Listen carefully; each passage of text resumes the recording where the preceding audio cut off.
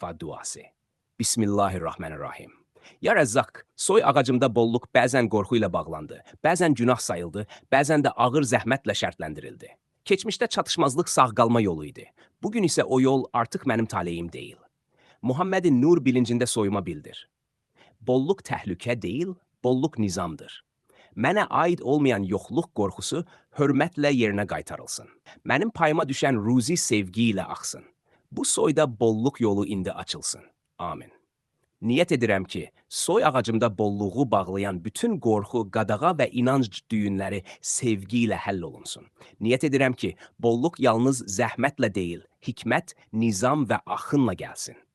Niyyət edirəm ki, mənim üzərimdən soyuma bolluk şuuru geri qayıtsın. Bu niyyət ilahi aşk portalında, Muhammedin nur bilincində, ruhumun ölçüsünə uyğun şəkildə açılsın. Oldu, olduruldu. Dərin suallar, bolluk yolunu açan. Soyumda bolluk kim üçün təhlükə olub?